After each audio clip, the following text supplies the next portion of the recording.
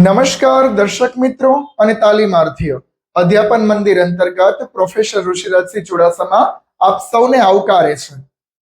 આપણે ત્યાં શિક્ષણ સંસ્થાઓમાં અને શિક્ષણની પદ્ધતિઓમાં અલગ અલગ મુખ્ય વિભાગો પાડવામાં આવેલા છે. કારણ કે વિભાગો મુખ્ય છે. કોઈ પણ વસ્તુ ચલાવવા માટે કે કોઈ શાળા કે કોલેજ ચલાવવા માટે ઉપરી એક સંસ્થાનું નિર્માણ કરવામાં આવે છે.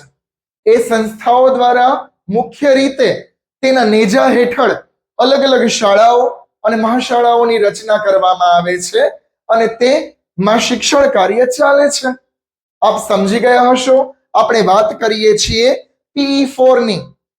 PE4 ની અંદર મુખ્ય રીતે શાળાની નીતિઓ અને વહીવટ જે છે એ આપણે સૌ ભણી રહ્યા છીએ. તમે સૌ ભાવિ શિક્ષકો છો, એટલા માટે ખાસ કરી અને તમારે જે સ્થળે કાર્ય કરવું છે એ શાળા કેની સાથે સંલગ્ન છે, કેની સાથે જોડાયેલી છે, એનો પણ પરિચય મેળવવો મુખ્ય રીતે જોવા મળે છે. આપણે PE4 ની અંદર એકમ 3 શરૂ કરીએ, યુનિટ 3, જેનું નામ છે વિવિધ બોર્ડ, શાળા અને સંસ્થાનો પરિચય. તાલીમાર્થીઓ, યુનિટનું અને ચેપ્ટરનું નામ જ છે કે વિવિધ બોર્ડનો પરિચય છે. સંસ્થાઓ અને ખાસ કરી અને શાળાઓનો પરિચય આપણે આ યુનિટ 3 ની અંદર ભણવાનો છે. આજે શરૂ કરીએ છીએ 3.1 3.1, જેનું નામ છે ગુજરાત માધ્યમિક શિક્ષણ બોર્ડ. આપણું ગુજરાત બોર્ડ, ખાસ કરી અને જેને આપણે સ્ટેટ બોર્ડ તરીકે ઓળખીએ છીએ, ગુજરાત માધ્યમિક શિક્ષણ બોર્ડ, જેમાં ખાસ કરી અને આપણા ગુજરાતની માધ્યમિક શાળાઓનું સંચાલન જે છે એ ત્યાંથી કરવામાં આવે છે. એટલે જ તાલીમાર્થીઓ મુખ્ય રીતે નામ સમજજો, સ્ટેટ બોર્ડ, ગુજરાત માધ્યમિક શિક્ષણ બોર્ડ.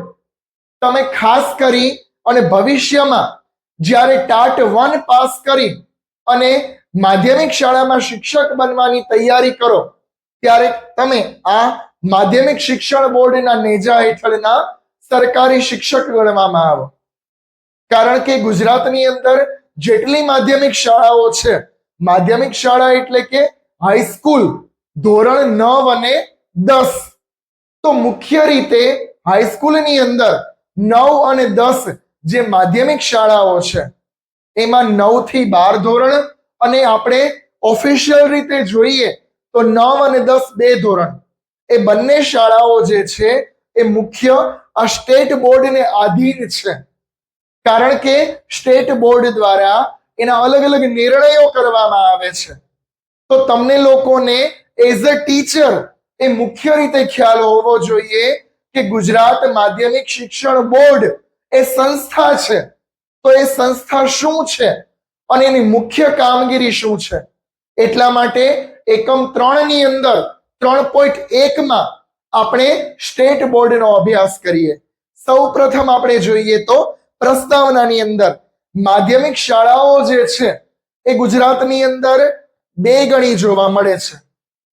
તમે લોકોએ આપણે અલગ અલગ જે શિક્ષણ નીતિઓ ભણ્યા, અલગ અલગ શિક્ષણ પંચો ભણ્યા, તેમાં પણ કહેલું છે કે જે રીતે પ્રાથમિક શાળાઓ છે તેમાં મુખ્ય રીતે માધ્યમિક શાળાઓ બીજા ક્રમાંકે જોવા મળે છે. ઇન ધ સેન્સ કે જેટલી માધ્યમિક શાળાઓની સંખ્યા છે એનાથી 2 ગણી પ્રાથમિક શાળાઓ છે. કોઈ એક ગામ દીઠ 2 પ્રાથમિક સ્કૂલો હોય, 2 પ્રાઇમરી સ્કૂલો હોય, તો એ જ 2 થી 3 ગામની વચ્ચે એક માધ્યમિક શાળાનું નિર્માણ કરવામાં આવે છે. આપણા ગુજરાત શિક્ષણ બોર્ડની એક પોલિસી છે. કારણ કે પ્રાથમિક શિક્ષણ કમ્પલસરી છે. આપણે કલમની જોગવાઈ યાદ જ છે કે મફત અને ફરજિયાત શિક્ષણ, પ્રાઇમરી એજ્યુકેશન. પરંતુ હાઈસ્કૂલનું એજ્યુકેશન લેવા માટે માધ્યમિક શાળાઓ જોઈએ. એટલે મુખ્ય રીતે 2 ભાગની અંદર માધ્યમિક શાળાઓ જે છે એ આપણા ગુજરાત રાજ્યની અંદર જોવા મળે છે. અને માધ્યમિક શિક્ષણ બોર્ડ જે છે, સ્ટેટ બોર્ડ, એ હાઈસ્કૂલોનું નિર્માણ કરે છે. ઇન ધ સેન્સ કે એના નેજા હેઠળ હાઈસ્કૂલો ચાલે છે. તો આ રીતે આખા ગુજરાતની અંદર માધ્યમિક શાળાઓ, જેમાં માધ્યમિક અને ઉચ્ચતર માધ્યમિક શાળા, માધ્યમિક શાળા એટલે 9 અને 10 ધોરણ, અને ઉચ્ચતર માધ્યમિક શાળા એટલે 11 અને 12 ધોરણ. એટલે કે 9 થી 12 ધોરણની જે સ્કૂલો છે એમાં આ બોર્ડ જે છે એ નિયંત્રણનું કાર્ય કરે છે. આપણે જે અલગ અલગ એસએસસી અને એચએસસી બોર્ડની પરીક્ષા લેવામાં આવે છે એ ગુજરાત રાજ્ય દ્વારા લેવામાં આવે છે. તો તેમાં જે સમિતિ છે એમાં મુખ્ય સમિતિ સ્ટેટ બોર્ડની છે, જે 9 થી 12 ધોરણની શાળાઓનો એક પ્રકાર નિર્માણ, અભ્યાસ અને એનું કાર્યને ચકાસવાનું કાર્ય કરે છે. બરાબર. આપણે સૌ પ્રથમ જોઈએ તો ગુજરાત માધ્યમિક શિક્ષણ બોર્ડ, જેને સ્ટેટ બોર્ડ કહેવામાં આવે છે, ગુજરાત રાજ્યના અધિનિયમ હેઠળ શિક્ષણના અલગ અલગ અધિનિયમો હોય. અધિનિયમો એટલે એક પ્રકારના નિયમ કે જેના દ્વારા શિક્ષણની કાર્ય પર અલગ અલગ ચકાસણી કરવામાં આવે કે શિક્ષણનું કાર્ય કેવું ચાલી રહ્યું છે. એટલા માટે ગુજરાત રાજ્ય શિક્ષણ અધિનિયમ પ્રમાણે રાજ્યની તમામ માધ્યમિક શાળાઓનું સંચાલન ગુજરાત માધ્યમિક શિક્ષણ બોર્ડ કરશે. એવો એક નિયમ બનાવી નાખ્યો કે ગુજરાત રાજ્યની જે તમામ માધ્યમિક શાળાઓ છે એનું સંચાલન, નિયમન અને નિયંત્રણ કરવાનું કામ સ્ટેટ બોર્ડ દ્વારા કરવામાં આવે છે. એ સ્ટેટ બોર્ડ આપણે ભણીએ છીએ. ગુજરાત માધ્યમિક શિક્ષણ બોર્ડ સરકાર અને માધ્યમિક શિક્ષણના વહીવટ અને રાજ્યની માધ્યમિક શિક્ષણની સંસ્થાઓ વચ્ચે કડીરૂપ કાર્ય કરે છે. જો શું કે છે કે શિક્ષણની માન્ય સંસ્થાઓ, આપણને સૌને ખ્યાલ છે કે હાઈસ્કૂલ અને હાયર સેકન્ડરી જે છે એ બે વિભાગમાં જોવા મળે છે, પ્યોર ગવર્મેન્ટ અને ગ્રાન્ટેડ શાળાઓ. જેમાં મુખ્ય રીતે જે પ્યોર ગવર્મેન્ટ છે એનું સંચાલન અને ગ્રાન્ટેડ સ્કૂલનું સંચાલન, બંને શાળાઓનું સંચાલન આ સ્ટેટ બોર્ડ દ્વારા કરવામાં આવે છે. સ્ટેટ બોર્ડની સ્થાપના આપણે જોઈએ તો માધ્યમિક શિક્ષણ બોર્ડ અધિનિયમની સ્થાપના, જેમાં 1972 ની કલમ 3 દ્વારા 1973 માં થઈ. એક માર્ક્સમાં પૂછાય એવો પ્રશ્ન કે અધિનિયમ 1972 માં બનાવવામાં આવ્યો માધ્યમિક શિક્ષણ બોર્ડનો, અને બોર્ડની રચના ક્યારે થઈ? તો કે 1973 ની અંદર સ્ટેટ બોર્ડનો જન્મ થયો, રચના થઈ. માધ્યમિક શિક્ષણ બોર્ડની રચના. હવે આપણે રચના જોઈએ આ બોર્ડની. તો માધ્યમિક શિક્ષણ બોર્ડમાં મુખ્ય 3 પ્રકારના સભ્યો જોવા મળે છે. તમને એમ સ્વાભાવિક રીતે પ્રશ્ન થાય કે બોર્ડ એટલે આ સંસ્થા, સમિતિ જોઈ લીધી, પણ હવે આ સમિતિમાં સભ્યપદ કઈ રીતે? તો મુખ્ય 3 બાબતે સભ્યો જોવા મળે છે.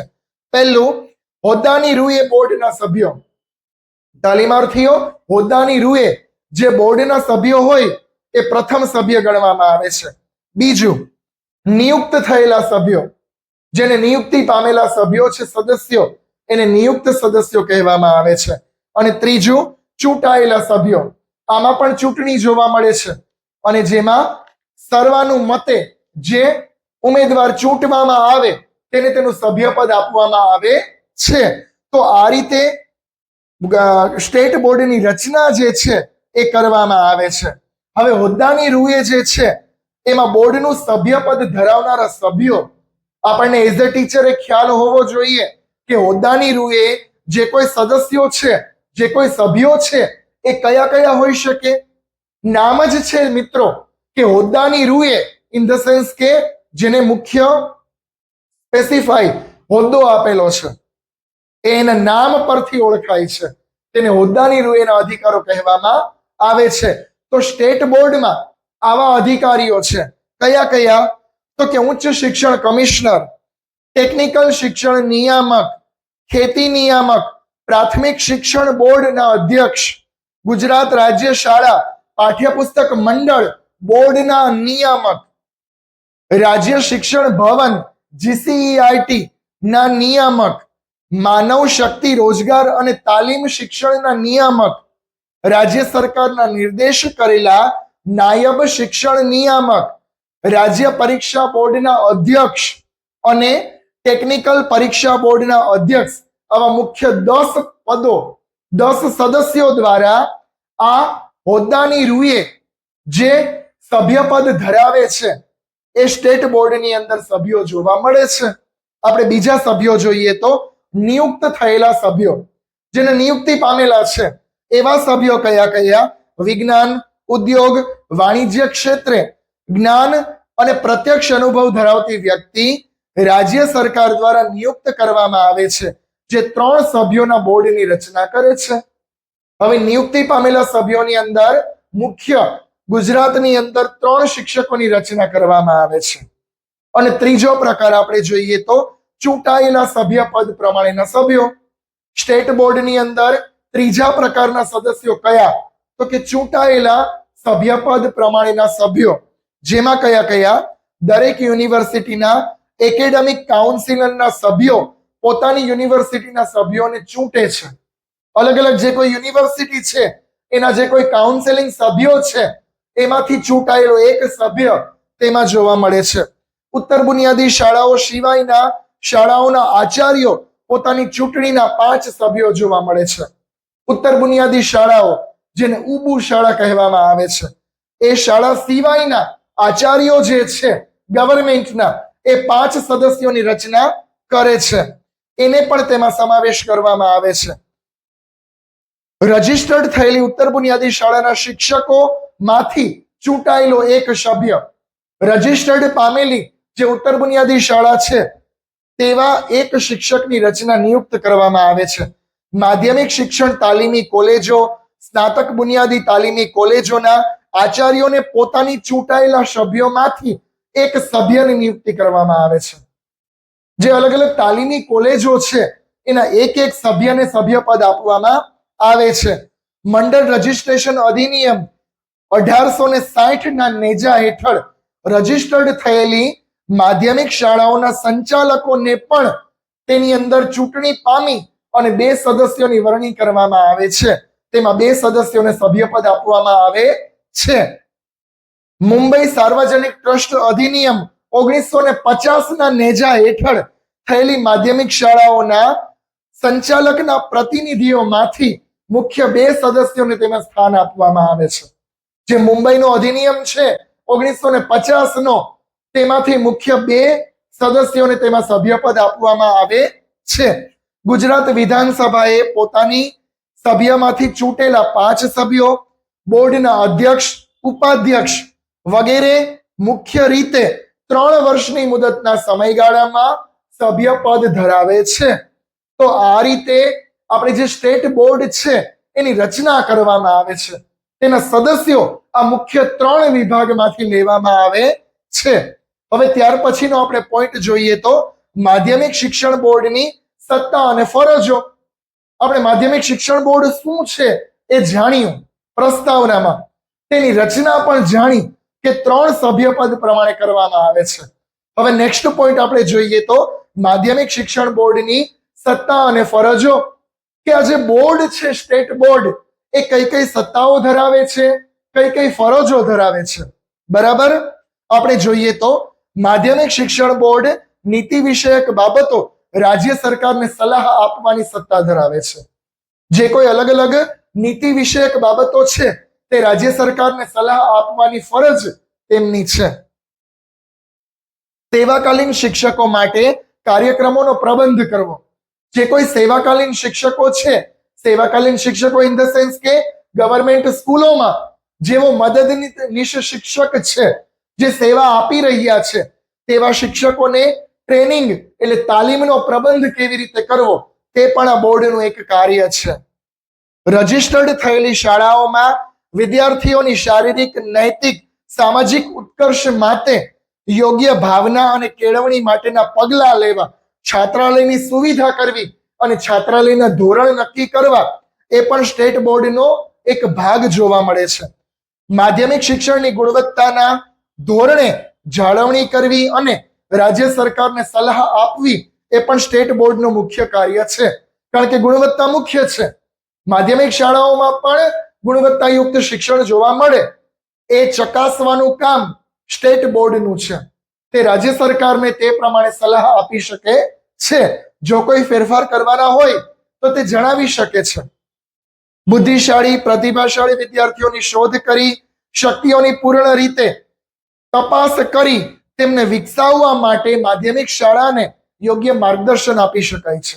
સ્ટેટ બોર્ડ દ્વારા જે કોઈ પ્રતિભાશાળી વિદ્યાર્થીઓ છે તેમની ચકાસણી કરી તપાસ કરી અને માધ્યમિક શાળાને તેનો યોગ્ય વિકાસ કેવી રીતે થાય તે માટે માર્ગદર્શન આપવાનું કાર્ય પણ સ્ટેટ બોર્ડનું છે. શાળાઓમાં શૈક્ષણિક પ્રયોગો સંશોધનોને પ્રોત્સાહન પૂરું પાડવું.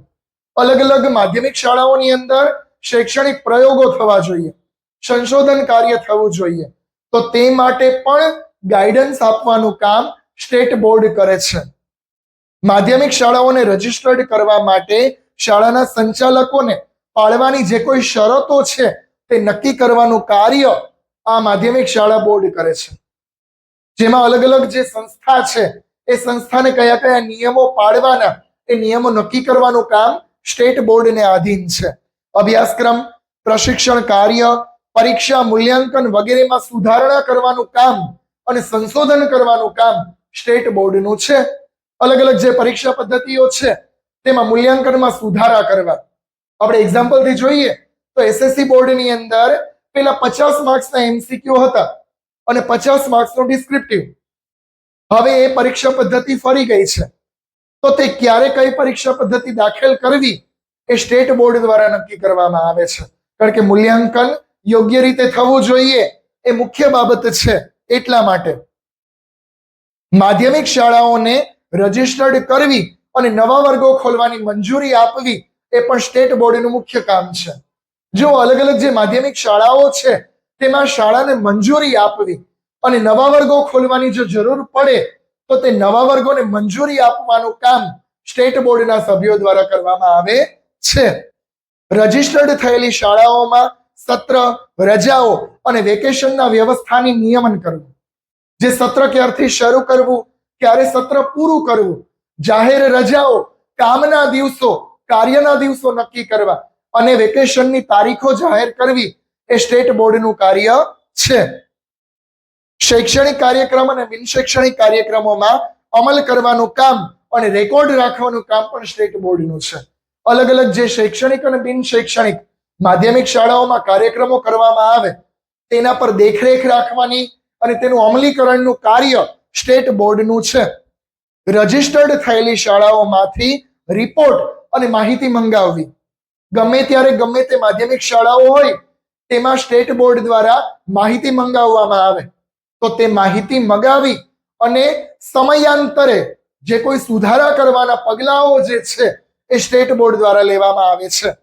માધ્યમિક શાળામાં શાળાંત, પ્રમાણપત્ર, પરીક્ષાનું આયોજન, બીજી પરીક્ષાનું સંચાલન કરવું અને પરીક્ષા પાસ કરનાર વિદ્યાર્થીને પ્રમાણપત્ર આપવું વગેરેની શરતો સ્ટેટ બોર્ડ દ્વારા નક્કી કરવામાં આવે છે. શાળાંત પ્રમાણપત્ર, આપણે જે સ્કૂલ લિવિંગ સર્ટિફિકેટ છે એ કઈ રીતનું આપવું, ક્યારે આપવું, એના નીતિ નિયમો અને ત્યારબાદ આપણે જોઈએ તો બીજી પરીક્ષા અને પ્રથમ પરીક્ષા બંનેની રચના અને એ બધું કાર્ય જે છે એ સ્ટેટ બોર્ડના નેજા હેઠળ કરવામાં આવે છે.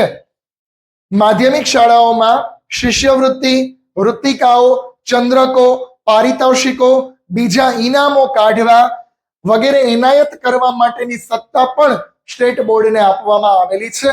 અલગ અલગ વિદ્યાર્થીઓને જે સ્કોલરશિપ આપવામાં આવે, શિષ્યવૃત્તિ, ચંદ્રકો અને પારિતોષિકો, વૃત્તિકો એનાયત કરવા, કયા કયા વિદ્યાર્થીઓને કેટલા પર્સન્ટેજમાં પારિતોષિક આપવા, એ બધા નિર્ણયો કરવાની સત્તા જે છે એ આ બોર્ડ દ્વારા કરવામાં આવે છે.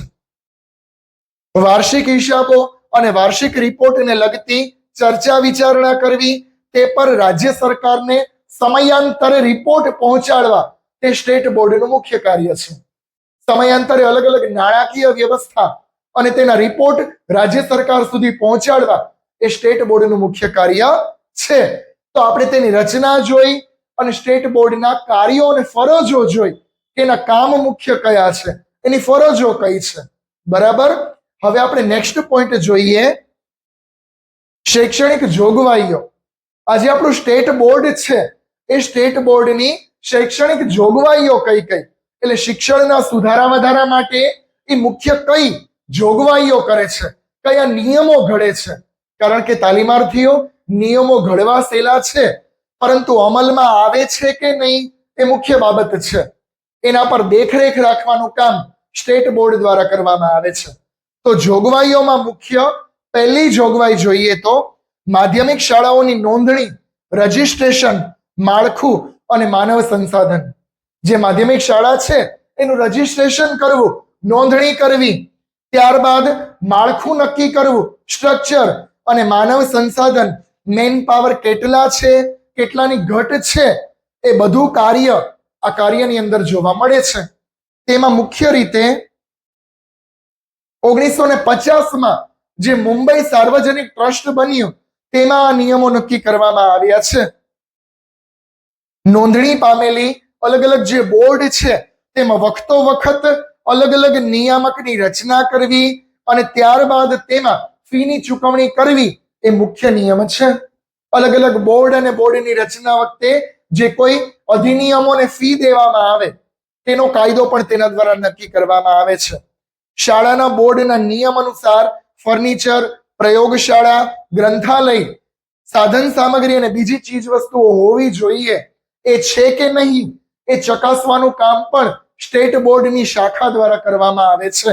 અલગ અલગ લાઇબ્રેરી છે કે જે કોઈ પ્રયોગશાળા છે, લેબની પણ વ્યવસ્થા હોવી જોઈએ, કમ્પ્યુટર લેબ પણ હોવી જોઈએ. એ બધી વસ્તુ ચકાસવાનું કાર્ય આની શાખા દ્વારા કરવામાં આવે છે. બોર્ડના નિયામક મુજબ બિન શૈક્ષણિક અને શૈક્ષણિક સ્ટાફ પૂરતા પ્રમાણમાં હોવો જોઈએ. જો તેની ઘટ હોય તો ભરતી કરવાનું કામ પણ આના દ્વારા કરવામાં આવે છે. જો શૈક્ષણિક સ્ટાફ અને બિન શૈક્ષણિક સ્ટાફ, શૈક્ષણિક સ્ટાફ એટલે શિક્ષક અને આચાર્ય, અને બિન શૈક્ષણિક સ્ટાફ એટલે અલગ અલગ જે કારકુન, ક્લાર્કના જે કામ કરે છે એ અધિકારીઓ. તો એની રચના કરવી, એની ઘટ છે કે નહીં, અને જો ઘટ છે તો રાજ્ય સરકારને જાણ કરવાની કે અહીંયા આટલા શિક્ષકોની ઘટ છે, કર્મચારીઓની ઘટ છે, તો ભરતી પ્રક્રિયા દ્વારા એ ઘટને પૂર્ણ કરવાનું કામ પણ સ્ટેટ બોર્ડ દ્વારા કરવામાં આવે છે. શાળામાં સરકારે મંજૂર કરેલા પાઠ્યક્રમ, અભ્યાસક્રમ અનુસાર કાર્ય થાય છે કે કેમ એ ચકાસણીનું કામ પણ સ્ટેટ બોર્ડનું છે. અલગ અલગ શાળાઓની અંદર માધ્યમિક શાળામાં જે કોઈ પાઠ્યક્રમ ને અભ્યાસક્રમ નક્કી કર્યા છે ગુજરાત સરકારે, તે પ્રમાણે કાર્ય થાય છે કે નહીં તે ચકાસવાનું કામ અને તેને સમયે સમયે જાણ કરવાનું કામ ગુજરાત સરકારને એ સ્ટેટ બોર્ડનું છે. જે તે શાળાના મકાનમાં અન્ય કોઈ બાબતો કે અન્ય રજીસ્ટર નહીં હોય તો તે વર્ગો ચલાવી શકશે નહીં. અલગ અલગ જે કોઈ શૈક્ષણિક રજીસ્ટર, જે કોઈ પુરાવા જોઈએ એ જો શાળા પાસે ન હોય તો તે શૈક્ષણિક વર્ગો ચલાવી શકશે નહીં, એવી જોગવાઈઓ કરવામાં આવે છે. અને તે જાણવાનું કામ પણ સ્ટેટ બોર્ડની આ શાખા કરે છે. રાજ્ય સરકારની તરફથી મળેલી જે અલગ અલગ ગ્રાન્ટ છે તે શાળાઓમાં ધર્મ, ક્ષેત્ર, જ્ઞાતિ, ભાષા વગેરે પૈકી કારણોમાં વિદ્યાર્થીઓમાં વાપરી શકાય તેની મંજૂરી આપવામાં આવે છે. અલગ અલગ જે ગ્રાન્ટ પસાર કરવામાં આવે તે વિદ્યાર્થીઓના કલ્યાણ માટે વાપરવાની યોજના અને જોગવાઈ સ્ટેટ બોર્ડ દ્વારા કરવામાં આવે છે. આપણે બીજો એની સંસ્થા જોઈએ તો બીજો પ્રકાર ભૌતિક સગવડો. સ્ટેટ બોર્ડની બીજી શાખા કે જેમાં ભૌતિક સગવડો શાળામાં છે કે નહીં તે તપાસવાનું કાર્ય કરવામાં આવે છે. જો તાલીમાર્થીઓ, ભૌતિક એટલે આપણને ખ્યાલ જ છે ફિઝિકલ રીતે શાળા વ્યવસ્થિત છે કે નહીં, જેમાં આપણે જોઈએ તો શાળાની જગ્યા, શાળાનું બિલ્ડિંગ અને ઇન્ફ્રાસ્ટ્રક્ચર બરાબર છે કે નહીં તે જાણ કરવાનું કામ સ્ટેટ બોર્ડનું છે. ઇન્ફ્રાસ્ટ્રક્ચર, જે કોઈ બિલ્ડિંગ છે, જે કોઈ કેમ્પસ છે એ મુખ્ય રીતે સરકારના નિયમ પ્રમાણે સી આકારનું બિલ્ડિંગ હોવું જોઈએ. તો માધ્યમિક શાળાનું જે બિલ્ડિંગ છે એ સી આકારનું છે કે નહીં, તેમાં પૂરતા વર્ગો છે કે નહીં અને ગ્રાઉન્ડ છે કે નહીં તે જાણ કરવાનું કામ આ સંસ્થા દ્વારા કરવામાં આવે છે. જે રૂમો ચાલે છે, જે વર્ગ ચાલે છે તેમાં વર્ગની અંદર ખરેખર વિદ્યાર્થી દીઠ બેસી શકે કે નહીં એટલા ચોરસ ફીટના હોવા જોઈએ. આમાં આપણને માપ પણ આપેલું છે. 400 ચોરસ ફીટના અને 40 ચોરસ ફીટની મીટરની જોગવાઈ પ્રમાણેના રૂમની વર્ગોની વ્યવસ્થા કરવામાં આવે છે. તો આ પ્રમાણેના જો વર્ગો હોય તો જ માધ્યમિક શાળાઓ ચલાવવી એવી જોગવાઈઓ કરવામાં આવે છે. ખુરશી, table, teaching board, teaching material, blackboard વગેરે સાધન સામગ્રી છે કે નહીં તે જાણ કરવાનું કામ સ્ટેટ બોર્ડનું છે. અને જો તે સાધન સામગ્રીઓ ના હોય તો તે પ્રોવાઈડ કરવા માટે તે રાજ્ય સરકારને નિયામકને વિનંતી કરે છે અને ગ્રાન્ટ પસાર થાય તે પ્રમાણે સાધન સામગ્રીઓ સ્કૂલને પ્રોવાઈડ કરવામાં આવે છે.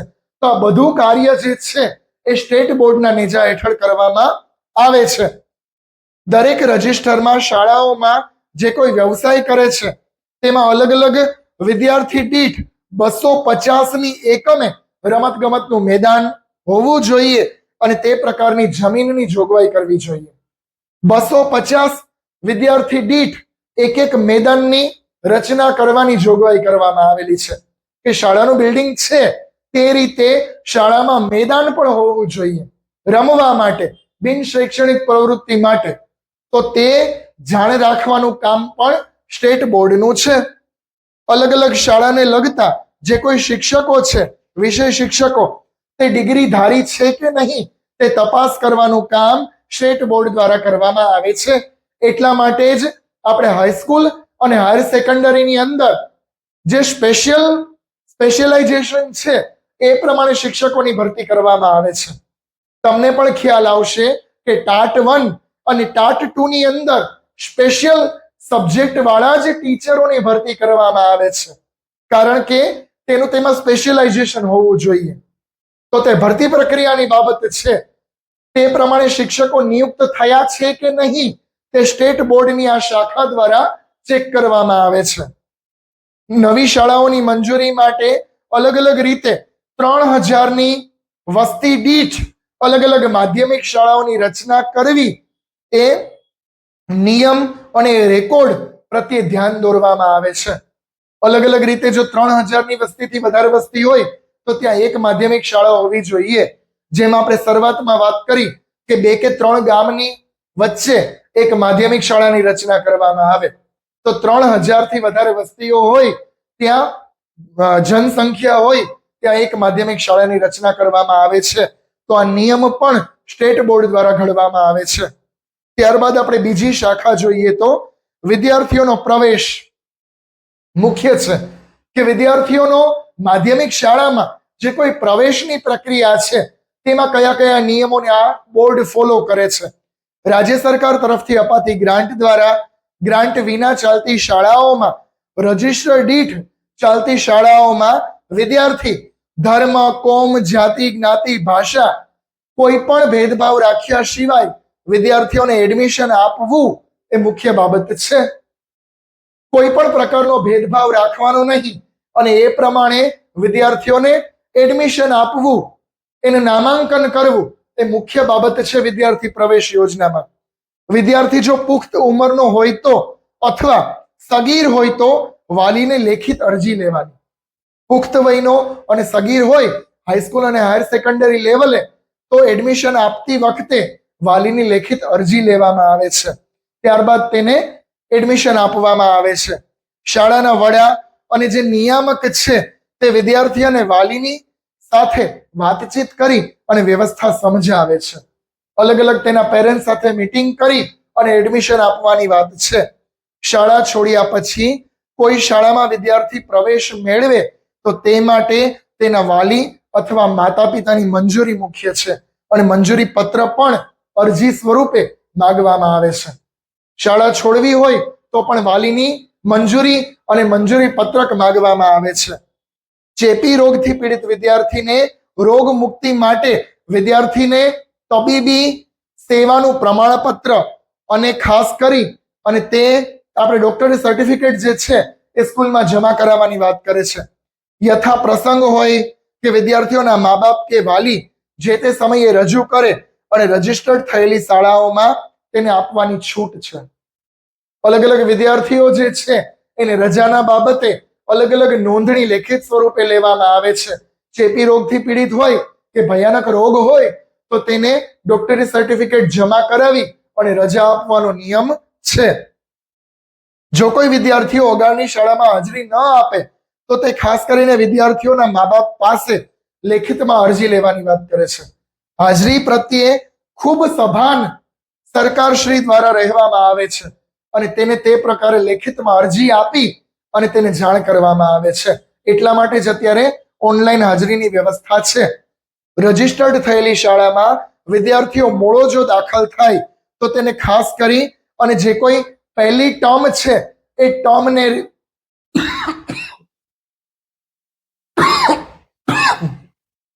રિપીટ કરાવી અને સેમેસ્ટર પૂરું કરવામાં આવે છે. અલગ અલગ જે કોઈ આપણો સત્ર છે એ સત્ર પ્રમાણે જ વિદ્યાર્થીઓને એડમિશન આપવામાં આવે એ બાબત મુખ્ય છે. અન્ય રાજ્યોમાંથી આવેલા વિદ્યાર્થીઓ સમાન ધોરણે પ્રવેશ મેળવી શકે એ મુખ્ય બાબત છે. અન્ય રાજ્યોમાંથી જે કોઈ વિદ્યાર્થીઓ ગુજરાત રાજ્યમાં આવે અને તેમને આપણી સ્કૂલોમાં એડમિશન લેવું હોય તો આપણે આસાનીથી આપી શકીએ છીએ. તેમને પણ હક છે. એ મુખ્ય યોજના અને જોગવાઈઓ છે. બીજા દેશમાંથી આવેલા વિદ્યાર્થીઓ રજિસ્ટર્ડ થયેલી શાળામાં અધિકૃત જે નિયમ છે એ અધિકારીઓ પાસે પોતાના ડોક્યુમેન્ટની ચકાસણી કરાવી અને ત્યારબાદ જ તેને એડમિશન આપવાનું કાર્ય આ સમિતિઓ દ્વારા કરવામાં આવે છે. બીજા દેશમાંથી જો વિદ્યાર્થીઓ આવે તો તેને મુખ્ય રીતે અલગ અલગ ડોક્યુમેન્ટની પૂરી ખરાઈ કરી ચકાસણી કરી અને ત્યારબાદ જ તેને એડમિશન આપવાની મંજૂરી આપવામાં આવે છે. માન્ય થયેલી શાળાઓમાં પ્રવેશ માટે વિદ્યાર્થીઓને મંજૂર થયેલા પ્રાથમિક શાળાના ડોક્યુમેન્ટ અને તેમના એલસી મુખ્ય છે. માધ્યમિક શાળામાં જો આપણે એડમિશન વિદ્યાર્થીઓને લેવું હોય તો પ્રાથમિક શાળાનું તેમને એલસી કમ્પલસરી છે અને તેના દ્વારા તેને એડમિશન મળવા પાત્ર છે. મુખ્ય રીતે સોગંદનામા લખાવા જોઈએ. એડમિશન આપતી વખતે સોગંદનામામાં મુખ્ય 4 પ્રકારે 4 માહિતીઓ છે માંગવામાં આવે છે. પહેલું, પ્રાથમિક શાળાઓમાં દાખલ ન થવાના કારણ, માન્ય ન થયેલી અને રજિસ્ટર્ડ શાળાનું નામ, હાજરીના ધોરણો અને અભ્યાસના નિયમો અને પાસ કરેલી પરીક્ષાઓ. આવી અલગ અલગ તેમને સોગંદનામું લખાવવામાં આવે અને સોગંદનામા મુખ્ય માહિતીઓ ભરી અને તેને એડમિશન આપવાની વાત કરે છે. સોગંદનામામાં અલગ અલગ વિગત જે છે એ મુખ્ય રીતે ભરાવવી એ સરકારશ્રીના અધિકારની અંદર આવે છે. સામાન્ય શાળામાં વ્યાવસાયિક અને અલગ અલગ જે 8મા ધોરણ પછીની જે સ્કૂલો છે જેમ કે 9 થી 12 ધોરણની સ્કૂલ, એમાં શૈક્ષણિક પ્રવૃત્તિઓમાં વ્યાવસાયિક શિક્ષણ અપાય તે પ્રકારનું શિક્ષણ આપવાની જોગવાઈ સ્ટેટ બોર્ડ દ્વારા કરવામાં આવે છે. એ તો આપણે એનઈપી 2020 મુજબ જોયું હતું. અને આમ પણ જેટલી પણ શિક્ષણ નીતિઓ છે તે વ્યાવસાયિક શિક્ષણના ભાર મૂકે છે. તો હાઈસ્કૂલ અને હાયર સેકન્ડરી લેવલે વ્યાવસાયિક શિક્ષણ આપવું જોઈએ એ પણ સ્ટેટ બોર્ડ દ્વારા નક્કી કરવામાં આવેલો એક રૂલ છે. એ નિયમ પ્રમાણે અહીંયા શિક્ષણ આપવું કમ્પલસરી છે. તો તાલીમાર્થીઓ આપણે મુખ્ય રીતે ગુજરાત માધ્યમિક શિક્ષણ બોર્ડ જે સ્ટેટ બોર્ડ ગણવામાં આવે છે તેની આપણે રચના, પ્રસ્તાવના, તેમાં મુખ્ય જે કાર્યકર્તા જે કર્મચારીઓ છે તેની રચના, તેની વિદ્યાર્થી પક્ષની જોગવાઈઓ, શિક્ષક પક્ષની જોગવાઈઓ અને તેની કાર્ય અને ફરજો જે છે એ આપણે જોયા કે ગુજરાત માધ્યમિક શિક્ષણ બોર્ડ આટલા કાર્યો કરે છે અને આ સંસ્થા આ રીતે ગુજરાતમાં કાર્યરત છે. તો આ પ્રમાણે આપણું 3.1 જે છે એ અહીંયા કમ્પ્લીટ થાય છે. તમને કંઈ પણ ન સમજાય તો તમારે મુખ્ય રીતે મને કમેન્ટ દ્વારા જણાવવું પડશે. તો એ સેશનનું કન્ટિન્યુ પાછું કરી આપીશ. તો આ રીતે આપણે સ્ટેટ બોર્ડ જે છે એ અહીંયા પૂરું કરીએ છીએ. અને આવા જ વિડીયો જોવા માટે આપ સૌ મારી ચેનલને વધુને વધુ લાઈક અને સબસ્ક્રાઇબ કરો એવી વિનંતી છે. અને ખાસ આપણે 3જા યુનિટની અંદર અલગ અલગ જે આપણે બોર્ડ અને સંસ્થાઓ ભણીએ છીએ તે આપણે એક્ઝામની અંદર યુનિવર્સિટીની પરીક્ષામાં તમને સંસ્થાના પરિચય અંતર્ગત 3 માર્ક્સની અંદર પૂછવામાં આવશે. એટલે આ પ્રમાણે તમારે ટૂંકનોંધ સ્વરૂપે અલગ અલગ બોર્ડ જે છે એ પ્રિપેર કરવાના રહેશે. કોઈને કંઈ પણ ન સમજાય તો આપ મને જણાવી શકો છો. સૌનો આભાર. Thank you.